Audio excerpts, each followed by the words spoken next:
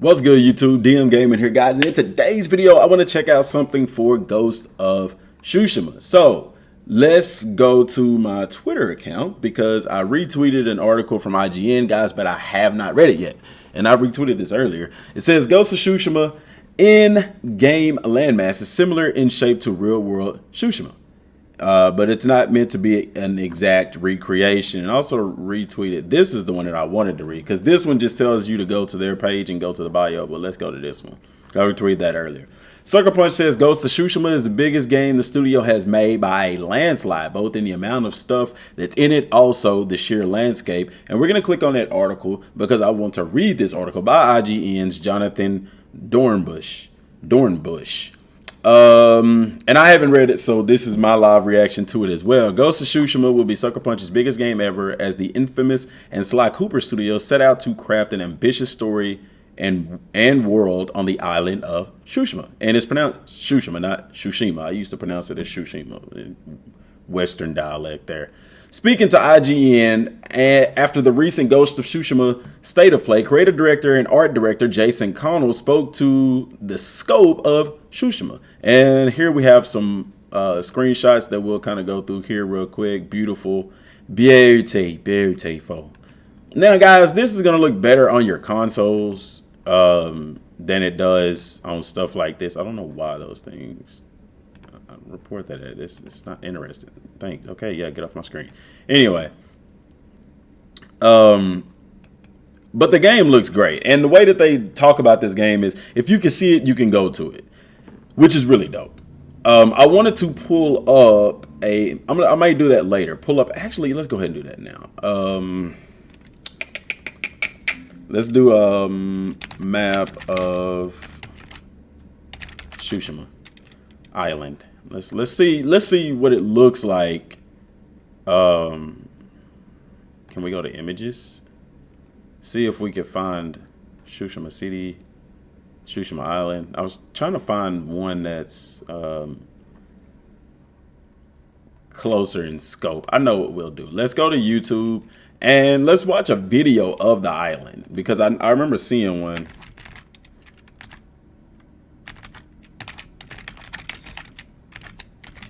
I remember seeing like this, you know, those little, like this right here. This is the one. Those little brochure kind of things that they, let's watch this and see. Okay, an ad would pop up. Okay, free ad because, yeah, well, anyway. The JET program is for people who want to teach English in Japan as an assistant language teacher. Once you get accepted to the program, you'll find out where in Japan you'll be teaching for the next year. Okay, can we get into the island? Preferences. Let's fast forward a little bit. There we go. It's most well known for Muta. Let's back up. Look at that. Okay, so I'm guessing this is the island of Tsushima. 2-hour drive across the island. That's very interesting. It's most swimming here, and sometimes there are food vendors selling shaved ice. That's pretty cool. Another popular spot for tourists is the Korean. Okay. And of course, guys, it's not going to look like this in the game. This is more modern. But I don't know. I just wanted to take a look at it. See some of the landmarks. See, like, that kind of stuff in the background. That's what I wanted. A little sky vision of the coast. Stuff like that. I was able to see the fireworks. That kind of looks like the scene from the game, didn't it? From the trailer. That island. A little history and stuff like that, background to it. I just want to see more of the land. Look at the trees. It's pretty cool. The fall colors of the trees and whatnot. Also in Mina, look at the mountain ranges and stuff. Anyway, yeah, let's go back to the article. I wish I could have saw that still from the. Oh my gosh, that's the photo mode. Looks so cool. Cinema mode. All right, let's get out of this. Okay, continue reading on. It's a lot bigger than infamous Second Son. It's definitely Sucker Punch's biggest game we've ever made by a landslide, both in the amount of stuff that's in it and also just the sheer landscape square footage wise. Kano said, also told IGN about Ghost of Tsushima's move away from Karma Meter. Let's open that because we definitely want to go to that. We want to read that too. Connell explained that the team often gets asked about the Ghost of Tsushima size in terms of length of completing the game, which a lot of people want to know that. Though, and it's difficult, guys, with an open world game, like, I don't know. Anyway, though he noted it's hard to pinpoint because completing can mean various things for people with open world games. Never ask like how long does it take to complete the story. Like it means different things for different people. If you're a completionist, it can take hundreds of hours. If you just want to get through the main story, that's a little bit different. Some people just play the story and others want to find it. Well, I'll tell you. Guys, I swear on my life, this is my first time reading this article.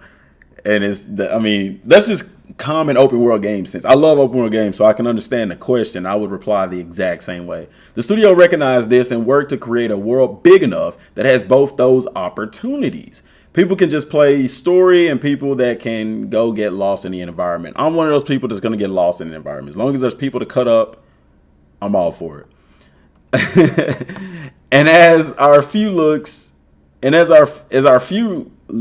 the environment have shown, Ghost of Tsushima looks to be a visually beautiful adventure. Given that it's Sucker Punch's first full game since Infamous Second Son in 2014, which, by the way, for a game that came out in 2014, wow. One of the first party games on the PS4.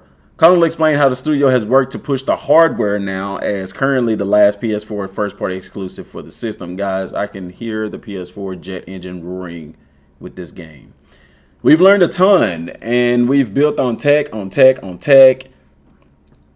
we have an amazing technical rendering gurus at Sucker Punch, Connell said. They've managed to pull out every little ounce of performance so that we could have our dreams of making this game. Interesting. You can see pretty far in the game as we show off, and that's not some fabricated thing with hacks. You can just get down from the mountain and go to those places. It's stunning that they've been able to pull off for us some of a technical. I'm getting tongue twisted, y'all. You can get down for. I read all that. It's stunning that they've been able to pull off for us from a technical perspective. He continued, nothing the combined work of the many different teams within the studio coming together to produce Tsushima. That work has gone into producing the ambitious island of Tsushima, inspired by the real life location. Those set hundreds of years ago, Connell explained that while the team sought to honor and respect the real life setting, the in-game landmass is pretty much geographically the same shape as the real world Tsushima. It's very interesting. It's not meant to be a one-to-one reaction. Why did I say 1-to-2? One-to-one reaction, especially given the settings, period. We already saw those screenshots. When it comes to some of those are different. Let's say 45 images. Did we already see all these? No, we didn't. But you saw those in the game. You can go check those out. I want to read more. When it comes to some of the biomes and places that you go to, it's so long. There's not a perfect map of forestry of what was where. Connell said, nothing Sucker Punch's similar approach with Second Son to capture the essence of Seattle without necessarily recreating it building by building. One of the biggest aspects in creating this open, engaging space involved making the many areas of Tsushima artistically unique, as Connell pointed out to the golden forest seen on the horizon during Tsushima's state of play. Connell didn't offer an exact number of the distinct regions, but counted the giant field showcased at Tsushima's last E3 reveal. A bamboo forest, a swamp lake area, and more among Tsushima's biomes. It says the golden forest can be seen, I guess, back there, and that's pretty dope. That is pretty cool. We try really hard from an art directive perspective to make each area feel distinctively different and try not to muddy things up, he said. Pun intended. And while they may feel a little bit loud when you approach it, it feels very memorable. I can remember where it is. I can see it from wherever on the island, and that's important to us because the island is big, and so we're not putting markers all over the place, so you have to come up with other visual anchors to keep you directionally intact. And that's like games that do that is pretty cool. I've been playing Control, and Control doesn't have like markers and stuff like that. I mean, it's in a building, so it is different, but you actually have to like read the signs that tell you where to go, like the actual signs on the doors that say like executive office or, different things like that. So having something like that in the game, they wanted to minimize the UI so that you're paying more attention to the game as opposed to, an arrow telling you to go here or there, stuff like that. As for whether players can explore the entire island from the start, Kano remained coy on exactly how much will be available to explore. But from the sound of it, Tsushima will focus players in on Jin's story first before opening the wider world. And I guess that's kind of the thing with a lot of open world games. Like I'm gonna use actually any open world game. Like a lot of them, you'll kind of go through a setting period first, kind of like you're stuck to this minor environment. Even in Kakarot, you couldn't just explore everything at first. They got to set the tone first, guys, and then they'll let you loose. So yeah. As a story as big as ours and a game as big as ours, it's incredibly important to us that people understand Jin's journey first. It's a lot to take in. So I guess, the world probably, from the way it sounds, we won't be able to just hop in and go anywhere. Like, there's probably going to be a couple of missions where they're very linear, and then after that, it opens up. I mean, if you think Assassin's Creed, any Assassin's Creed game, when the game first starts, I mean, you can't just go anywhere. Like, there's certain things that you have to get done first. It's a lot to take in. So the first part, we wanted to make sure that you understand who he is, what's happened to this island. So there's a little bit of setup, he said. It's really important to do that before we just open the floodgates. But then once you get to that point, then it's pretty open. So yeah, it's the game's gonna start out linear and then it'll open up. So I like that though. You get a good idea of stuff. It sounds like a model not unlike some other major open world games have taken, similar to how Horizon Zero Dawn opens up dramatically after the proving an early story. And that's a perfect example, guys. The control is like that. There's a linear mission before the game opens up. You look at Assassin's Creed is like that. A lot of games you're gonna have like a linear first couple of missions, and then after that it's bam, it's all fair game. For more information on Ghost of Tsushima, which is set to be released, blase, that's very interesting. Let's go over to this one. So apparently the world is big. They didn't say how big. People always want to compare it to like Grand Theft Auto and stuff like that. But yeah. The world is pretty big, and apparently you'll start out in a linear mission before it opens up. If you see it, you can go to it. That's what I took from that. And it's bigger than Infamous Second Son, and it really takes after the actual island of Tsushima. What I'll probably do is, I don't know how long this article is. You know what? It's not that long. Let's go ahead and read it because it's talking about the move away from infamous karma meter. Because I talked about this whenever I discussed the game, how the meter in how it would it be some kind of meter? Because we did see a meter on the pause menu of the game whenever they did the state of play, and I speculated that maybe the more stuff that you do, it fills up, and it actually does because there's something in there. But let's read it because I hadn't read this either. Yes, Ghost of Tsushima, the long-awaited PS4 exclusive from Sony first-party studio Sucker Punch, will lead players on the journey of Samurai Jin Sakai. And while the themes of honor and dishonor can often be found in samurai-focused media, the studio has taken a different approach to examining morality that it has in the infamous franchise, its most recent games. Following the Ghost of Tsushima state of play, creative director and art director Jason Connell spoke with IGN about whether it considered adding any sort of morality meter to Ghost of Tsushima, given the infamous game's penchant for having players choose a good or bad path for their protagonist. I can already tell you, it's not necessarily a good or bad path, but you do have a meter that's going to fill up like your ghost meter, and basically, I guess the higher it is, the more afraid of them you will be. But let's see if they talk about that. We thought about a morality meter because we had the karma system in Infamous Second Son, but we realized it was more important to us that we wanted to tell a human story of someone who is in this way and has to evolve into something else versus transform completely into something else. So it's more of an evolution than a transformation. With evolution, you still kind of hold on to other core elements. Connell explained he doesn't flip-flop back and forth. It muddied it up for us. We really wanted the story to reflect his transformation. Remember, I told y'all that you will end up being the ghost whether you want to or not. Like your play style, you can kind of play how you want, but as far as story goes, he's going to become the Ghost of Tsushima. Second Son, Sucker Punch Bell's recent full release, had players decide whether protagonist Delson Rowe would be a benevolent, life-saving hero or a carefree and careless when it comes to Live's anti-hero. With Jin and Ghost of Tsushima, it appears the studio is aiming to tell more of a singular story of Jin's life. And according to Kano, it's a story defined by the very human challenges many of us face. It definitely plays with the notion of you're born and raised in this certain way of life. There's expectations of you, the way you should perform, and then at some point, because some events happen, in this case, a war, you have to challenge those things. And not everybody's going to love the fact that you're going to challenge an assumption that's made upon your life, he explained. That's not to say that Ghost of Tsushima will be lacking in ways for players to choose how they want to play. Whether it's the black and white film grade mode, Japanese voice track, color changes for gear and more, Sucker Punch is obviously finding ways for players to tailor Jin's story to their preferences. One of those is the flexibility in playstyle.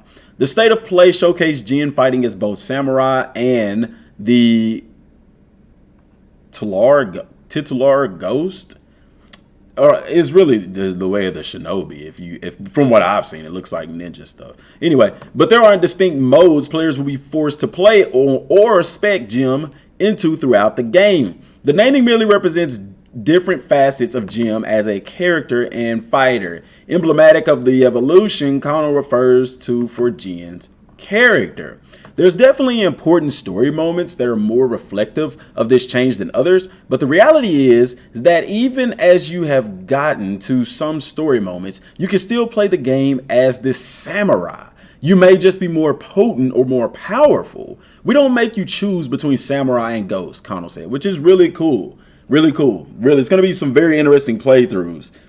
When he's a ghost, he can turn around and play as a samurai because he's always a samurai. All his training using the katana and stuff is buried in him deep. Pause. On the stealth state of play segment, if you wanted to jump off the roof and start fighting like a samurai, you could totally do that. We don't spec you out and suddenly you can't play as a samurai. He's always at his core, his heart of hearts, a samurai. The ghost is the legendary warrior that he's evolving into. That is super cool. That is really, really cool. Really, really dope to know that we can just kind of maintain. You can play however you want, man. So basically, you have these other skills at your disposal that in essence just make you a more powerful samurai because you're using tactics that a samurai normally wouldn't use that you're going to use. It's going to make you more powerful because it gives you an advantage on top of the already powerful samurai. Very, very interesting there. Some of these techniques range from Jin's ability to engage enemies in standoffs, which I love those.